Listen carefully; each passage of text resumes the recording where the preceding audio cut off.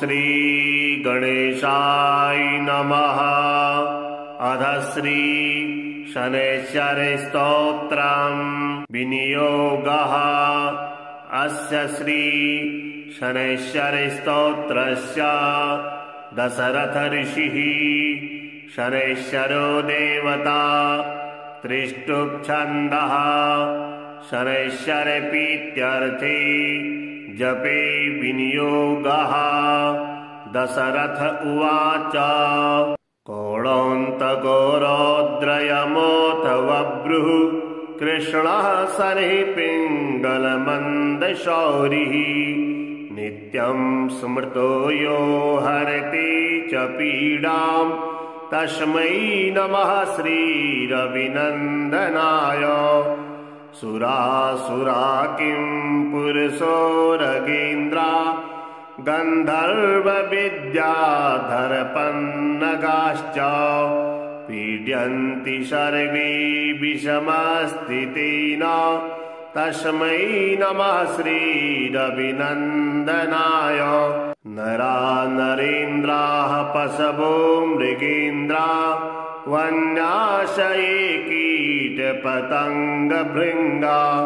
पीड्यन्ति सर्वे विषमस्थितेन तस्मै नमः श्रीरविनन्दनाय। देशास्य दुर्गाणि वनानि यत्र सेनानिवेशा पुरपत्तनानि पीड्यन्ति सर्वे विषमस्थितेन तस्मै नमः श्रीरविनन्दनाय। तिलर्यवैर्माशगुणान्नदानैर्लोहेन नीलाम्बरदानतो वा प्रीणाति मन्त्रैर्निजवासरे च तस्मै नमः श्रीरविनन्दनाय। प्रयागकूले यमुनातटे च सरस्वती पुण्यजले गुहायाम् यो योगिनां ध्यानगतोऽपि सूक्ष्मस्तस्मै नमः श्रीरविनन्दनाय। अन्यप्रदेशात् स्वगृहं प्रविष्टस्तदीयवारेश नरः सुखी स्यात् गृहात् गतो यो न पुनः प्रयाति तस्मै नमः श्रीरविनन्दनाय। स्रष्टा स्वयंभूर्भुवनत्रयस्य त्राता हरीशो हरते पिनाकी एकस्त्रिधा ऋग्यजुषाममूर्तिस्तस्मै नमः श्रीरविनन्दनाय। सन्न्यष्टकं यः प्रयतः प्रभाते नित्यं सुपुत्रैः पशुबान्धवैश्च पठेतु सौख्यं भुवभोगयुक्तः प्राप्नोति निर्वाणपदं तदन्ते। कोणस्थः पिङ्गलो बभ्रुः कृष्णो रौद्रोऽन्तको यमः शौरिः शनैश्चरो मन्दः पिप्लादेन संस्तुतः। एतानि दश नामानि प्रातरुत्थाय पठेत् शनैश्चर कृता पीडा न कदाचिद् भविष्यति। कोणोऽन्तको रौद्रयमोऽथ बभ्रुः कृष्णः शनैः पिङ्गलमन्दशौरिः नित्यं स्मृतो यो हरति च पीडाम् तस्मै नमः श्रीरविनन्दनाय। सुरासुरा किं पुरुषोरगेन्द्रा गन्धर्वविद्याधरपन्नगाश्च पीड्यन्ति सर्वे विषमस्थितेन तस्मै नमः श्रीरविनन्दनाय। नरा नरेन्द्राः पशवो मृगेन्द्रा वन्याशये कीटपतङ्गभृङ्गा पीड्यन्ति सर्वे विषमस्थितेन तस्मै नमः श्रीरविनन्दनाय देशास्य दुर्गाणि वनानि यत्र सेनानिवेशा पुरपत्तनानि पीड्यन्ति सर्वे विषमस्थितेन तस्मै नमः श्रीरविनन्दनाय तिलर्यवैर्माशगुणान्नदानैर्लोहेन नीलाम्बरदानतो वा प्रीणाति मन्त्रैर्निजवासरे च तस्मै नमः श्रीरविनन्दनाय प्रयागकूले यमुनातटे च सरस्वती पुण्यजले गुहायाम् यो योगिनां ध्यानगतोऽपि सूक्ष्मस्तस्मै नमः श्रीरविनन्दनाय अन्यप्रदेशात् स्वगृहं प्रविष्टस्तदीयवारेश नरः सुखी स्यात् गृहात् गतो यो न पुनः प्रयाति तस्मै नमः श्रीरविनन्दनाय स्रष्टा स्वयंभूर्भुवनत्रयस्य त्राता हरेषु हरते पिनाकी एकस्त्रिधार्यजुषाममूर्तिस्तस्मै नमः श्रीरविनन्दनाय सन्न्यष्टकं यः प्रयतः प्रभाते नित्यं सुपुत्रैः पशुबान्धवैश्च पठेतु सौख्यं भुवभोगयुक्तः प्राप्नोति निर्वाणपदं तदन्ते कौणस्थः पिङ्गलो बभ्रुः कृष्णो रौद्रोऽन्तको यमः शौरिः शनैश्चरो मन्दः पिप्लादेन संस्तुतः एतानि 10 नामानि प्रातरुत्थाय पठेत् शनैश्चरकृता पीडा न कदाचित् भविष्यति कौणोऽन्तको रौद्रयमोऽथ बभ्रुः कृष्णः शनिः पिङ्गलमन्दशौरिः नित्यं स्मृतो यो हरति च पीडाम् तस्मै नमः श्रीरविनन्दनाय सुरासुरा किं पुरुषोरगेन्द्रा गन्धर्वविद्याधरपन्नगाश्च पीड्यन्ति सर्वे विषमस्थितेन तस्मै नमः श्रीरविनन्दनाय नरा नरेन्द्राः पशवो मृगेन्द्रा वन्याशये कीटपतङ्गभृङ्गा पीड्यन्ति सर्वे विषमस्थितेन तस्मै नमः श्रीरविनन्दनाय देशास्य दुर्गाणि वनानि यत्र सेनानिवेशा पुरपत्तनानि पीड्यन्ति सर्वे विषमस्थितेन तस्मै नमः श्रीरविनन्दनाय तिलर्यवैर्माशगुणान्नदानैर्लोहेन नीलाम्बरदानतो वा प्रीणाति मन्त्रैर्निजवासरे च तस्मै नमः श्रीरविनन्दनाय प्रयागकूले यमुनातटे च सरस्वती पुण्यजले गुहायाम् यो योगिनां ध्यानगतोऽपि सूक्ष्मस्तस्मै नमः श्रीरविनन्दनाय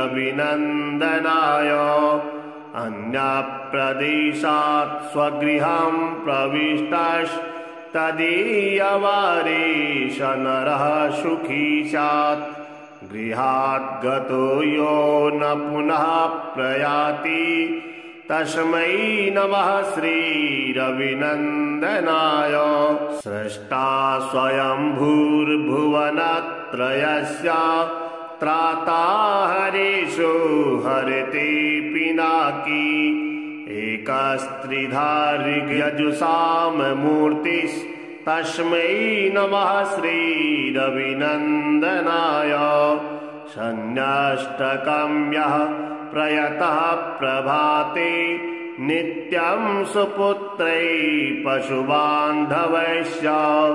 पठेतु सौख्यं भुवभोगयुक्तः प्राप्नोति निर्वाणपदं तदन्ते। कौणस्थः पिङ्गलो बभ्रुः कृष्णो रौद्रोऽन्तको यमः। शौरिः शनैश्चरो मन्दः पिप्लादेन संस्तुतः।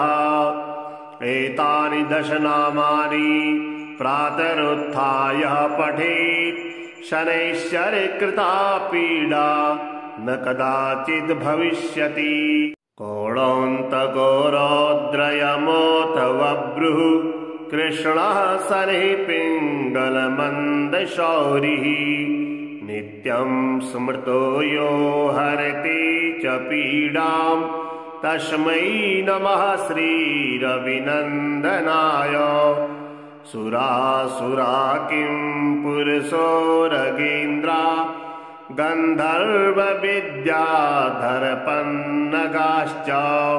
पीड्यन्ति सर्वे विषमस्थितेन तस्मै नमः श्रीरविनन्दनाय। नरा नरेन्द्राः पशवो मृगेन्द्रा वन्याशये कीटपतङ्गभृङ्गा।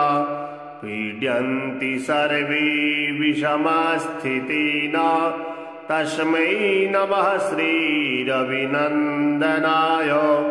देशास्य दुर्गाणि वनानि यत्र सेनानिवेशा पुरपत्तनानि। पीड्यन्ति सर्वे विषमस्थितेन तस्मै नमः श्रीरविनन्दनाय। तिलर्यवैर्माशगुणान्नदानैर्लोहेन नीलाम्बरदानतो वा। प्रीणाति मन्त्रैर्निजवासरे च तस्मै नमः श्रीरविनन्दनाय। प्रयागकूले यमुनातटे च सरस्वती पुण्यजले गुहायां। यो योगिनां ध्यानगतोऽपि सूक्ष्मस्तस्मै नमः श्रीरविनन्दनाय। अन्यप्रदेशात् स्वगृहं प्रविष्टस्तदीयवारेश नरः सुखी स्यात्। गृहात् गतो यो न पुनः प्रयाति तस्मै नमः श्रीरविनन्दनाय। स्रष्टा स्वयंभूर्भुवनत्रयस्य त्राता हरीशो हरते पिनाकी। एकस्त्रिधा ऋग्यजुषाममूर्तिस्तस्मै नमः श्रीरविनन्दनाय। शन्यष्टकं यः प्रयतः प्रभाते नित्यं सुपुत्रै पशुबान्धवैश्च। पठेतु सौख्यं भुवभोगयुक्तः प्राप्नोति निर्वाणपदं तदन्ते। कौणस्थः पिङ्गलो बभ्रुः कृष्णो रौद्रोऽन्तको यमः। शौरिः शनैश्चरो मन्दः पिप्लादेन संस्तुतः। एतानि दश नामानि प्रातरुत्थाय पठेत्। शनैश्चरकृता पीडा न कदाचिद् भविष्यति। कौणोऽन्तको रौद्रयमोऽथ बभ्रुः कृष्णः शनिः पिङ्गलमन्दशौरिः। नित्यं स्मृतो यो हरति च पीडां तस्मै नमः श्रीरविनन्दनाय सुरासुरा किं पुरुषोरगेन्द्रा गन्धर्वविद्याधरपन्नगाश्च पीड्यन्ति सर्वे विषमस्थितेन तस्मै नमः श्रीरविनन्दनाय नरा नरेन्द्राः पशवो मृगेन्द्रा वन्याशये कीटपतङ्गभृङ्गा पीड्यन्ति सर्वे विषमस्थितेन तस्मै नमः श्रीरविनन्दनाय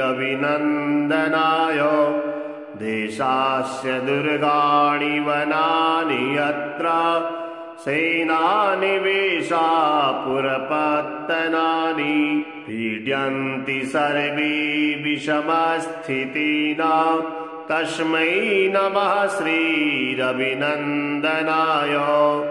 तिलर्यवैर्माशगुणान्नदानैर्लोहेन नीलाम्बरदानतो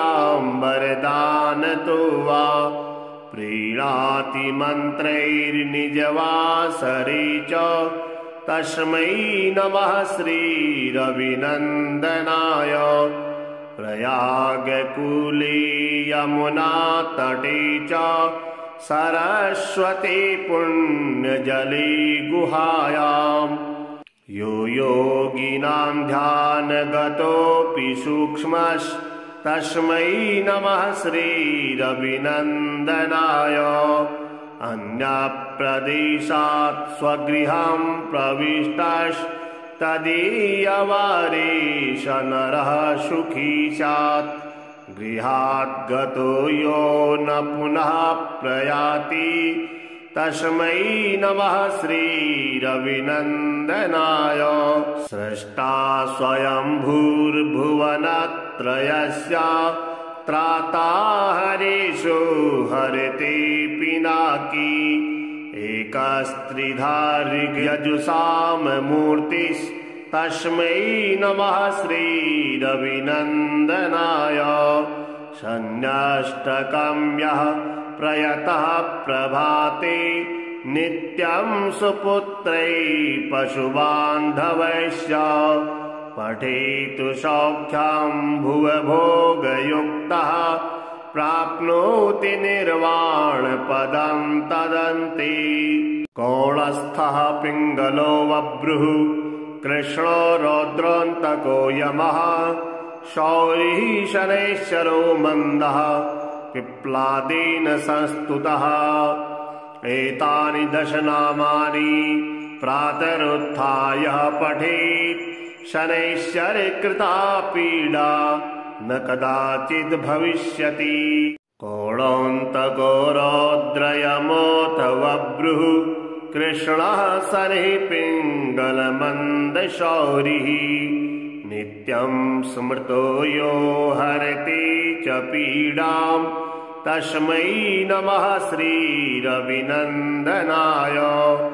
सुरासुरा किं पुरुषोरगेन्द्रा गन्धर्वविद्याधरपन्नगाश्च पीड्यन्ति सर्वे विषमस्थितेन तस्मै नमः श्रीरविनन्दनाय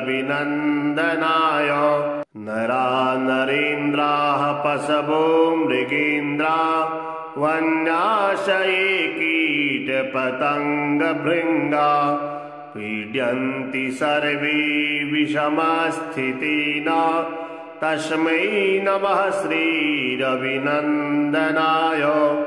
देशास्य दुर्गाणि वनानि यत्र सेनानिवेशा पुरपत्तनानि पीड्यन्ति सर्वे विषमस्थितेन तस्मै नमः श्रीरविनन्दनाय तिलर्यवैर्माशगुणान्नदानैर्लोहेन नीलाम्बरदानतो वा प्रीणाति मन्त्रैर्निजवासरे च तस्मै नमः श्रीरविनन्दनाय प्रयागकूले यमुनातटे च सरस्वती पुण्यजले गुहायाम् यो योगिनां ध्यानगतोऽपि सूक्ष्मस्तस्मै नमः श्रीरविनन्दनाय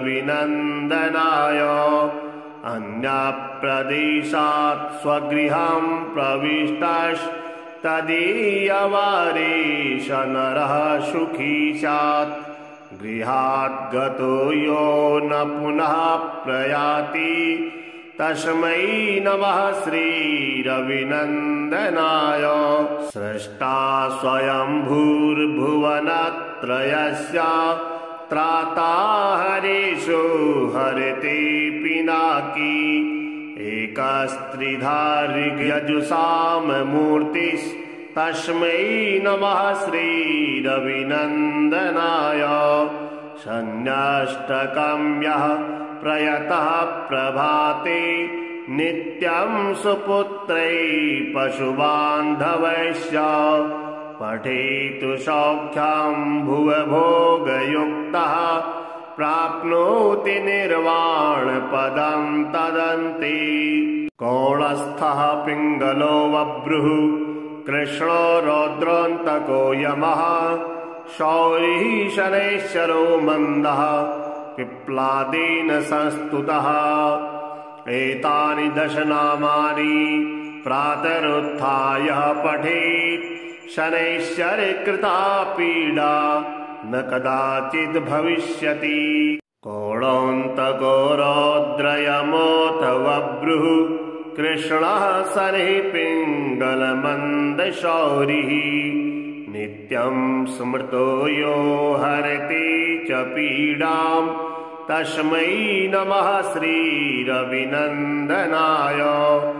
सुरासुरा किं पुरुषोरगेन्द्रा गन्धर्वविद्याधरपन्नगाश्च पीड्यन्ति सर्वे विषमस्थितेन तस्मै नमः श्रीरविनन्दनाय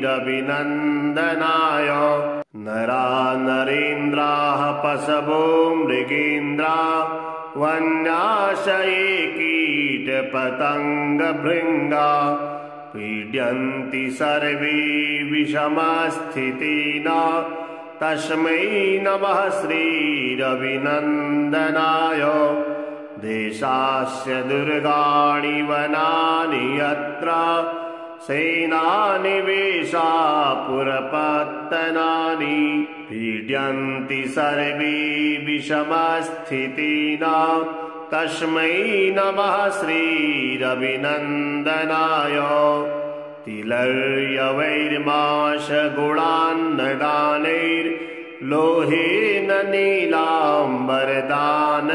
वा प्रीणाति मन्त्रैर्निजवासरे च तस्मै नमः श्रीरविनन्दनाय प्रयागकूले यमुनातटे च सरस्वती पुण्यजले गुहायाम् यो योगिनां ध्यानगतोऽपि सूक्ष्मस्तस्मै नमः श्रीरविनन्दनाय अन्यप्रदेशात् स्वगृहं प्रविष्टस्तदीयवारेश नरः सुखी स्यात् गृहात् गतो यो न पुनः प्रयाति तस्मै नमः श्रीरविनन्दनाय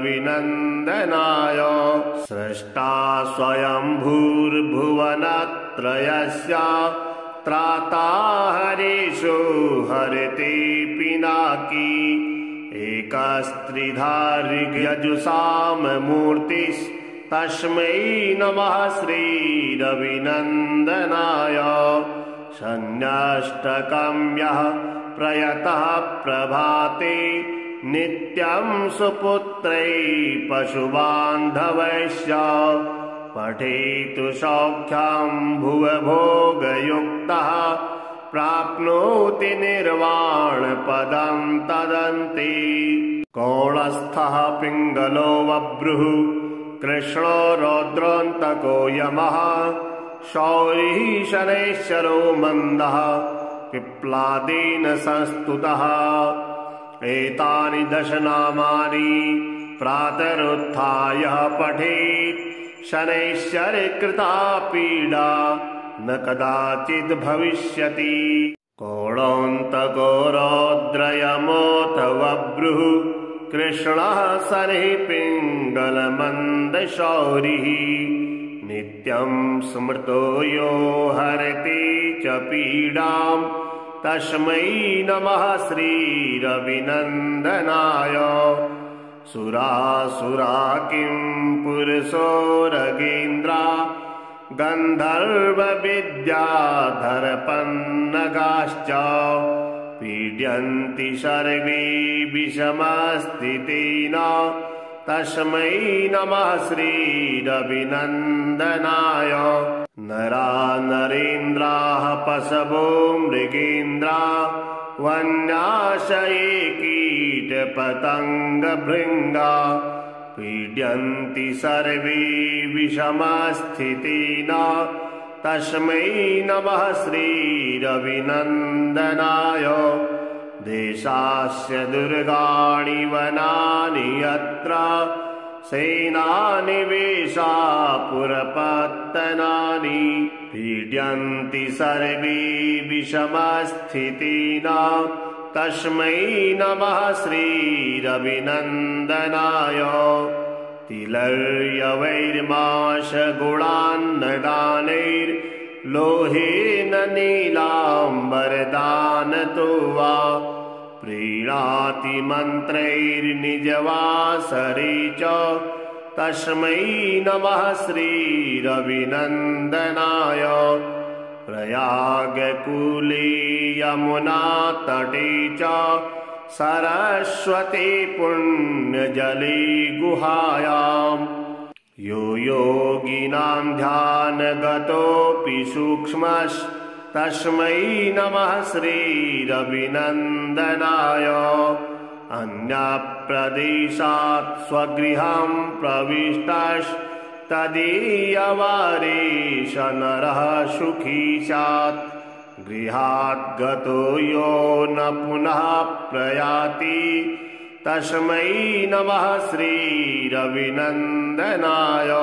स्रष्टा स्वयंभूर्भुवनत्रयस्य त्राता हरेषु हरते पिनाकी एकस्त्रिधा ऋग्यजुषाममूर्तिस्तस्मै नमः श्रीरविनन्दनाय। सन्न्यष्टकं यः प्रयतः प्रभाते नित्यं सुपुत्रैः पशुबान्धवैश्च पठेतु सौख्यं भुवभोगयुक्तः प्राप्नोति निर्वाणपदं तदन्ते। कौणस्थः पिङ्गलो वभ्रुः कृष्णो रौद्रोऽन्तको यमः शौरिः शनैश्चरो मन्दः पिप्लादेन संस्तुतः। एतानि 10 नामानि प्रातरुत्थाय पठेत् शनैश्चरकृता पीडा न कदाचिद् भविष्यति। कोणान्तको रौद्रयमोऽथ वभ्रुः कृष्णः शनिः पिङ्गलमन्दशौरिः। नित्यं स्मृतो यो हरति च पीडां तस्मै नमः श्रीरविनन्दनाय। सुरासुरा किं पुरुषोरगेन्द्रा गन्धर्वविद्याधरपन्नगाश्च पीड्यन्ति सर्वे विषमस्थितेन तस्मै नमः श्रीरविनन्दनाय। नरा नरेन्द्राः पशवो मृगेन्द्रा वन्याशये कीटपतङ्गभृङ्गा पीड्यन्ति सर्वे विषमस्थितेन तस्मै नमः श्रीरविनन्दनाय। देशास्य दुर्गाणि वनानि यत्र सेनानिवेशा पुरपत्तनानि पीड्यन्ति सर्वे विषमस्थितिना तस्मै नमः श्रीरविनन्दनाय तिलर्यवैर्माशगुणान्नदानैर्लोहेन नीलाम्बरदानतो वा प्रीणाति मन्त्रैर्निजवासरे च तस्मै नमः श्रीरविनन्दनाय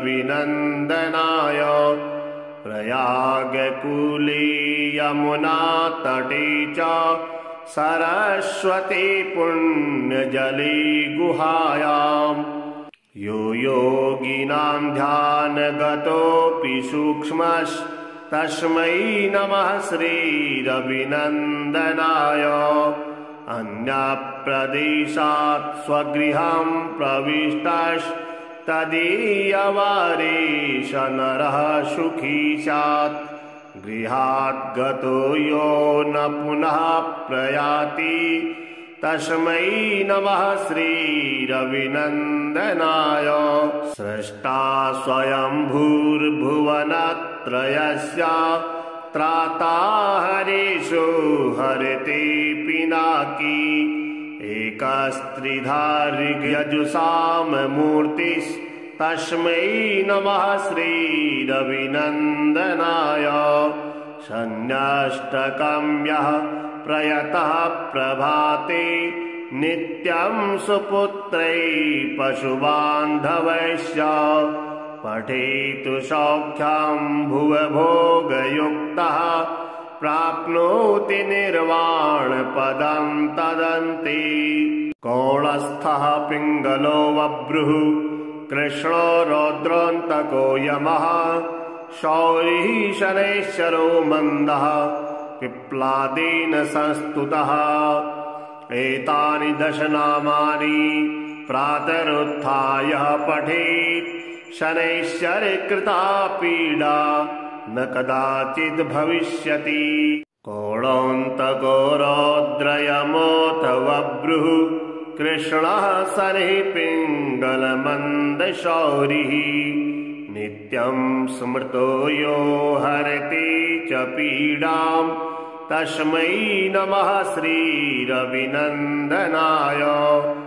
सुरासुरा किं पुरुषोरगेन्द्रा गन्धर्वविद्याधरपन्नगाश्च पीड्यन्ति सर्वे विषमस्थितेन तस्मै नमः श्रीरविनन्दनाय नरा नरेन्द्राः पशवो मृगेन्द्रा वन्याशये कीटपतङ्गभृङ्गा पीड्यन्ति सर्वे विषमस्थितेन तस्मै नमः श्रीरविनन्दनाय देशास्य दुर्गाणि वनानि यत्र सेनानिवेशा पुरपत्तनानि पीड्यन्ति सर्वे विषमस्थितेन तस्मै नमः श्रीरविनन्दनाय तिलर्यवैर्माशगुणान्नदानैर्लोहेन नीलाम्बरदानतो वा प्रीणाति मन्त्रैर्निजवासरे च तस्मै नमः श्रीरविनन्दनाय प्रयागकूले यमुनातटे च सरस्वती पुण्यजले गुहायाम् यो योगिनां ध्यानगतोऽपि सूक्ष्मस्तस्मै नमः श्रीरविनन्दनाय अन्यप्रदेशात् स्वगृहं प्रविष्टस्तदीयवारेश नरः सुखी स्यात् गृहात् गतो यो न पुनः प्रयाति तस्मै नमः श्रीरविनन्दनाय स्रष्टा स्वयंभूर्भुवनत्रयस्य त्राता हरीशो हरते पिनाकी एकस्त्रिधार्यजुषाममूर्तिस्तस्मै नमः श्रीरविनन्दनाय शन्यष्टकं यः प्रयतः प्रभाते नित्यं सुपुत्रैः पशुबान्धवैश्च पठेतु सौख्यं भुवभोगयुक्तः प्राप्नोति निर्वाणपदं तदन्ति। कौणस्थः पिङ्गलो बभ्रुः कृष्णो रौद्रोऽन्तको यमः शौरिः शनैश्चरो मन्दः पिप्लादेन संस्तुतः। एतानि दश नामानि प्रातरुत्थाय पठेत् शनैश्चरकृता पीडा न कदाचिद् भविष्यति। कौणोऽन्तको रौद्रयमोऽथ बभ्रुः कृष्णः शनिः पिङ्गलमन्दशौरिः नित्यं स्मृतो यो हरति च पीडां तस्मै नमः श्रीरविनन्दनाय। सुरासुरा किं पुरुषोरगेन्द्रा गन्धर्वविद्याधरपन्नगाश्च पीड्यन्ति सर्वे विषमस्थितेन तस्मै नमः श्रीरविनन्दनाय। नरा नरेन्द्राः पशवो मृगेन्द्रा वन्याशये कीटपतङ्गभृङ्गा पीड्यन्ति सर्वे विषमस्थितेन तस्मै नमः श्रीरविनन्दनाय। देशास्य दुर्गाणि वनानि यत्र सेनानिवेशा पुरपत्तनानि पीड्यन्ति सर्वे विषमस्थितेन तस्मै नमः श्रीरविनन्दनाय। तिलर्यवैर्माशगुणान्नदानैर्लोहेन नीलाम्बरदानतो वा प्रीणाति मन्त्रैर्निजवासरे च तस्मै नमः श्रीरविनन्दनाय। प्रयागकूले यमुनातटे च सरस्वती पुण्यजले गुहायां यो योगिनां ध्यानगतोऽपि सूक्ष्मस्तस्मै नमः श्रीरविनन्दनाय। अन्यप्रदेशात् स्वगृहं प्रविष्टस्तदीयवारेश नरः सुखी स्यात् गृहात् गतो यो न पुनः प्रयाति तस्मै नमः श्रीरविनन्दनाय। स्रष्टा स्वयंभूर्भुवनत्रयस्य त्राता हरीशो हरते पिनाकी एकस्त्रिधार्यजुषाममूर्तिस्तस्मै नमः श्रीरविनन्दनाय।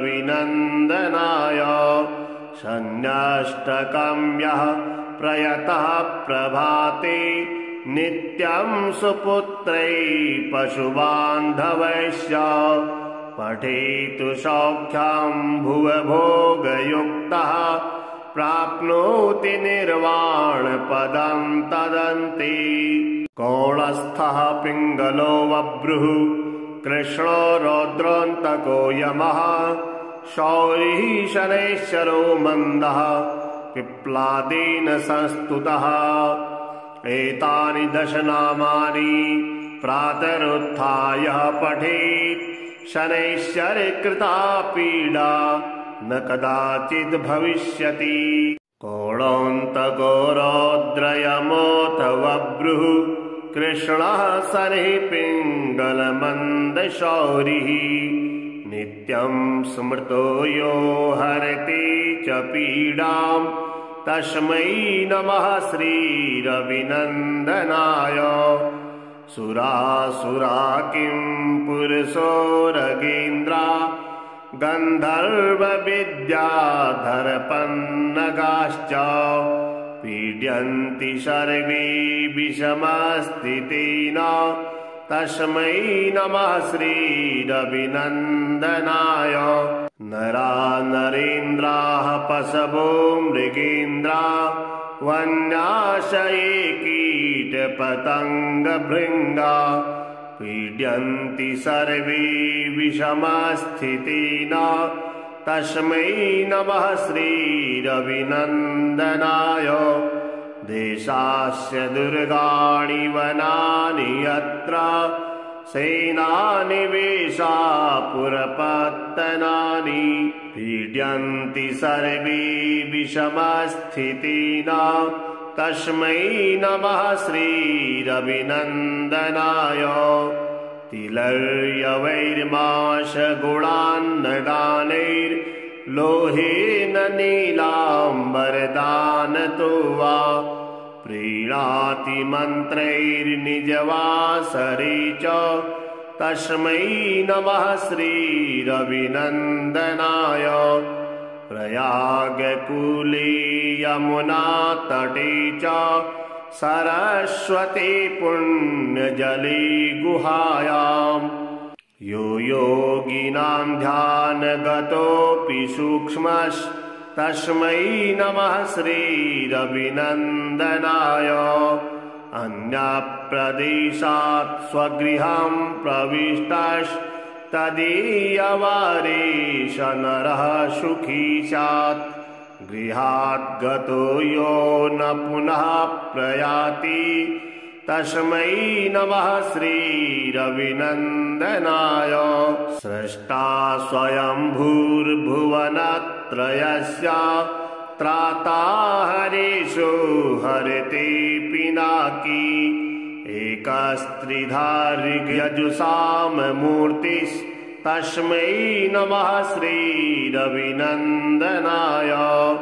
सन्न्यष्टकं यः प्रयतः प्रभाते नित्यं सुपुत्रैः पशुबान्धवैश्च पठेतु सौख्यं भुवभोगयुक्तः प्राप्नोति निर्वाणपदं तदन्ते। कौणस्थः पिङ्गलो बभ्रुः कृष्णो रौद्रोऽन्तको यमः शौरिः शनैश्चरो मन्दः पिप्लादेन संस्तुतः। एतानि 10 नामानि प्रातरुत्थाय पठेत् शनैश्चरकृता पीडा न कदाचिद् भविष्यति।